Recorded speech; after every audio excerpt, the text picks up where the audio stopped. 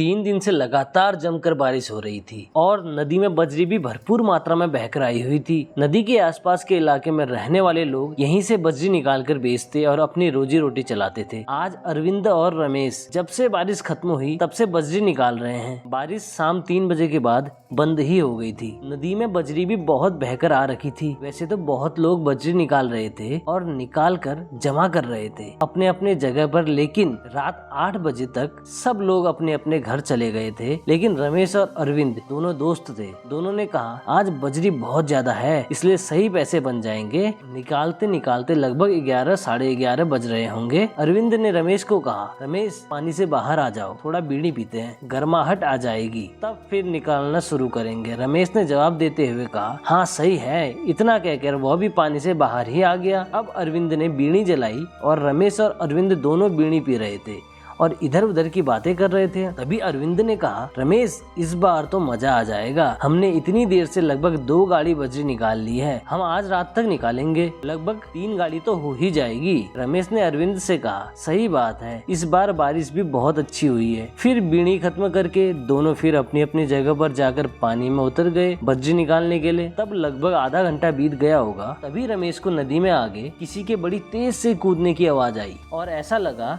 जैसे कोई चिल्ला रहा हो, बचाओ बचाओ। रमेश तुरंत पानी से बाहर निकला और उसने अरविंद को भी बाहर बुलाया। अरविंद के बाहर आते ही रमेश ने कहा, तुमने कुछ सुना? अरविंद रमेश दोनों यही बात कर रहे थे। ऐसा लग रहा है कोई नदी में गिर गया है या फिर किसी ने फेंक दिया है। तभी अरविंद और रमेश भागते हुए उस तरफ गए जहाँ से आवाज आई थी। उस समय पानी भी बड़ी तेज चल रहा था इसलिए और कुछ सुनाई भी नहीं दे रहा था, बस पानी की आवाज ही आ रही थी। लेकिन फिर भी दोनों ने टॉर्च जलाकर देखने की बहुत कोशिश करी पर ऐसा कुछ नजर नहीं आया। फिर दोनों वापस अपनी जगह पर आ गए पर दोनों अभी यही सोच रहे थे कि आवाज तो दोनों को आई और साफ साफ सुनाई भी दी थी। बजरी निकालने के लिए सब लोगों ने डैम बना रखे थे, इस वजह से कोई पानी में बह भी नहीं सकता था। तो फिर किसकी आवाज थी वो? और अगर कोई पानी में गिरा तो कहाँ है फिर? यही सब सोचकर दोनों फिर बजरी निकालने लग गए। लेकिन 10 मिनट बाद दोनों फिर बाहर निकल आए। रमेश ने कहा, अरविंद मुझे बहुत डर लग रहा है, मुझे घबराहट हो रही है बहुत। अब की बार अरविंद ने कहा, अरे तुमने कुछ सुना? इस बार तो कुछ नहीं सुना। क्यों? इस बार क्या हुआ? फिर रमेश ने कहा, जंगल में किसी के रोने की आवाज आ रही थी। मुझे तो ऐसा लग रहा था कोई दर्द से तड़प तड़प कर चिल्ला रहा है और बहुत तेज तेज रो रहा है। और अरविंद को ऐसा कुछ सुनाई नहीं दिया। रमेश ने घड़ी देखी, टाइम लगभग 12:30 बज चुके थे। अरविंद ने रमेश को समझाते हुए कहा, ऐसा कुछ भी नहीं है, तुमको कोई वहम हुआ होगा। पर रमेश को पूरा विश्वास था उसे कोई वहम नहीं हुआ था। रमेश ने अपने कानों से साफ साफ सुना था, इसलिए रमेश ने कहा, अब घर चलते हैं, बजरी जितनी निकल गई ठीक है, बाकी कल सुबह निकालेंगे। रमेश की बात आधे में काटते हुए अरविंद ने कहा, चलो ठीक है, अपने बजरी निकालने वाले औजार लेकर चलते हैं। घर का रास्ता नदी पार करके जंगल से होकर जाता है। अक्सर दिन में तो कोई दिक्कत होती नहीं है, सब लोग सामान्य रूप से आते जाते रहते हैं, लेकिन रात को लोग यहाँ से आने में घबराते हैं और इधर जाने से जितना हो सके उतना बचते हैं। पर घर जाने का और कोई दूसरा रास्ता भी नहीं था। दोनों अब जंगल के अंदर तक पहुँच गए थे। तभी अरविंद कहता है, वह देखो क्या है। इस बार अरविंद भी डर गया। अरविंद जो अब तक कह रहा था ऐसा कुछ नहीं है, यह सब तुम्हारा वहम है, लेकिन अब अरविंद की भी हालत खराब होने लगी क्योंकि दोनों ने देखा जंगल में हर तरफ हड्डियों के कंकाल ही नजर आ रहे थे। दोनों सोच रहे थे कि ऐसा कैसे हो सकता है, क्योंकि दिन में जब हम आए थे तो ऐसा कुछ नहीं था, पर अचानक ऐसा क्या हुआ? तब रमेश अरविंद से कहता है, अरविंद जल्दी चलो, वापस चलते हैं, नदी में ही बैठ जाएंगे, जंगल से होकर नहीं जाना। लेकिन अरविंद ने कहा, अब वापस जाना ठीक नहीं है, हमें आगे ही जाना है, ज्यादा बड़ा तो है नहीं जंगल, चलो चलते हैं। थोड़ा आगे ही गए थे तभी ऐसी आवाज आ रही थी जैसे कोई बहुत तेज गुर्रा रहा है और थोड़ी देर में ही वो गुर्राने की आवाज बहुत तेज हो चुकी थी। लेकिन आगे जो हुआ यह अरविंद और रमेश ने पूरी तरह अपनी जिंदगी में कभी नहीं देखा था।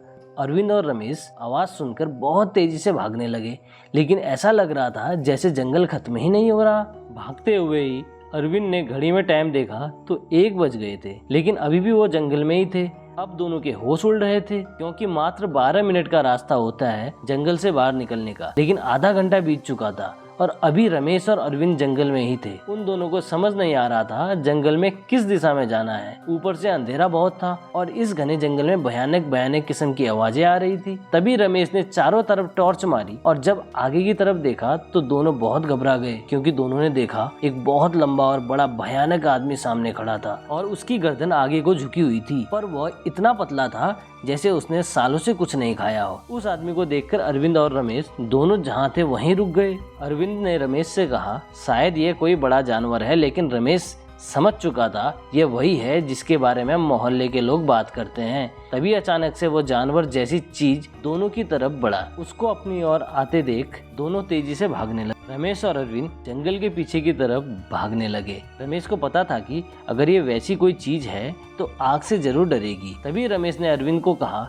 अरविंद मार्चिस निकालो, लेकिन अरविंद ने कहा मार्चिस तो नदी पर ही छूट गई। रमेश ने अपनी टॉर्च की लाइट उस भयानक दिखने वाली चीज पर मारी, लेकिन उसका कोई फर्क नहीं पड़ रहा था और वह बहुत तेजी से दोनों की ओर भागा चला आ रहा था। अरविंद और रमेश पूरी रफ्तार से पीछे की तरफ भाग रहे थे। तभी दोनों नदी के पास पहुंच गए और दोनों नदी में कूद गए और नदी तैरकर दूसरी तरफ को जाने लगे। लेकिन नदी की दूसरी तरफ भी वही जानवर, या फिर आप उसे कोई शैतान भी कह सकते हो, वह जो कुछ भी था वह दूसरी तरफ से उन दोनों की तरफ आ रहा था। दोनों ने अब सोच लिया मरना तो तय है। वो दोनों हिम्मत हार चुके थे तब, लेकिन किस्मत को शायद कुछ और ही मंजूर था। शायद रमेश और अरविंद पर उस दिन भगवान की कृपा रही होगी। तभी दोनों नदी में अब इस तरफ आने लगे जहाँ वह बजरी निकल रही थी और दोनों तुरंत नदी से बाहर निकलकर अपनी मार्चिस उठा लेते हैं और पास में सूखी झाड़ी बहुत थी, उनमें आग लगा देते हैं। झाड़ी बहुत सूखी थी इसलिए आग तुरंत लग जाती है और आग की लपटें बहुत तेज तेज उठने लगती हैं। लेकिन रमेश और अरविंद तभी भी बहुत डरे हुए थे। रमेश ने अरविंद से कहा, अरविंद ये शायद वही शैतान है जिसको लोग रूप बदलने वाला शैतान कहते हैं, और बहुत लोग तो यह भी कहते हैं यह एक श्रापित आत्मा है। लेकिन लोगों का ऐसा कहना भी था कि यह शैतान अगर किसी के खून की एक बूंद को भी महक ले तो वह उसे जिंदा नहीं छोड़ता। अरविंद और रमेश यही सब इधर उधर की बात आपस में कर रहे थे। तभी ऐसा लगा कि पीछे से कोई चलता हुआ उनके पास आ रहा है। रमेश और अरविंद पहले से ही बहुत ज्यादा घबराए हुए थे। दोनों एक दूसरे से चिपक कर खड़े हो जाते हैं। अब रमेश ने रोते हुए कहा, अरविंद भाई अब हमारा मरना तो बिल्कुल तय है। अरविंद जो खुद भी बहुत ज्यादा डरा हुआ था उसने कहा, ऐसा मत कहो, अभी भगवान है वो हमको बचाएंगे। अरविंद ने रमेश के हाथ से टॉर्च लिया और कहा, अब रुकना नहीं है। इसके बाद दोनों पूरी जान लगाकर दौड़ने लगते हैं। उसी जंगल में रास्ते से होते हुए अपने घर जाने को पूरा दम लगाकर भाग रहे थे। लेकिन उनमें से किसी की भी ये हिम्मत नहीं हो पा रही थी कि कोई भी पीछे मुड़कर एक बार भी देखे। बस वो भाग रहे थे। तभी अरविंद ने सामने देखा एक झोपड़ी दिख रही थी। अरविंद ने कहा, रमेश शायद हम जंगल से बाहर निकल गए। दोनों भागते हुए उस झोपड़ी के पास खड़े हो गए। वहाँ पर एक सफेद धोती पहने हुए बूढ़ा आदमी बैठा हुआ था।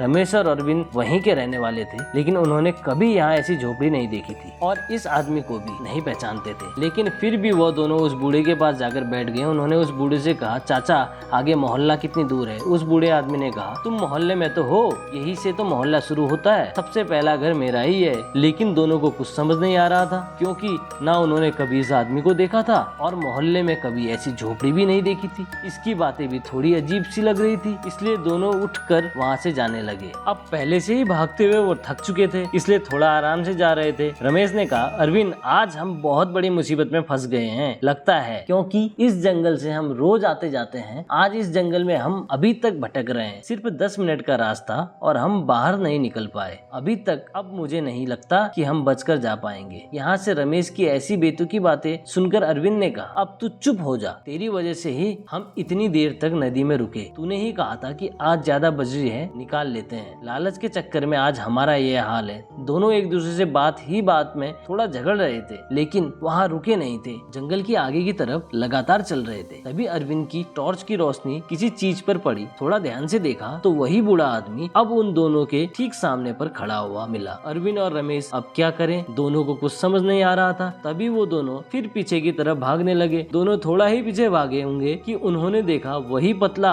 हड्डी जैसा जिसे जानवर या शैतान कह रहे थे, वह उसके पास खड़ा हुआ है। अरविंद और रमेश चीखने और चिल्लाने लगे और कहने लगे, हमने क्या करा है, हमें क्यों मार रहे हो? लेकिन इस जानवर जैसे आदमी को उनकी कुछ भी बात समझ नहीं आ रही थी। वह पता नहीं क्या कह रहा था। तभी पीछे से उस बूढ़े आदमी ने अरविंद को पकड़ लिया और घसीटते हुए ले जाने लगा, पर अरविंद उस बूढ़े से अपने आप को छुड़ा नहीं पा रहा था। और थोड़ी ही देर में अरविंद की आवाज मानो पूरे जंगल में गूंज रही थी, बचाओ बचाओ, छोड़ दो मुझे। और वह जो बूढ़ा आदमी था अब वह बिल्कुल बिल्कुल भयानक रूप में आ गया था। रमेश ने देखा जो अरविंद को ले जा रहा है घसीटता हुआ, वह बूढ़ा पूरा बदलकर उस आदमी की तरह हो गया था जो उसके सामने खड़ा हुआ है, पतला और एकदम हड्डी सा। और देखते ही देखते उसने रमेश को पकड़ा और पीछे से जकड़ कर उसे भी घसीटता हुआ थोड़ी दूर ले गया। फिर उस शैतान ने रमेश को तड़पा तड़पा कर मार दिया। उसने रमेश के शरीर से एक एक बूंद खून चूस लिया था और अगले दिन लोगों को रमेश और अरविंद की लाश बहुत बुरी हालत में उसी जंगल में मिली। कहते हैं कि उस जंगल में आज भी रोज रात को वो शैतान घूमता है जो एक साथ कई रूप बना लेता है और लोगों की खून की एक बूंद की महक से भी पकड़कर उनको मार देता है। यह वहाँ कई वर्षों से चल रहा है। तो अगर आपको ये कहानी पसंद आई तो वीडियो को लाइक करें और चैनल को जरूर से सब्सक्राइब करें।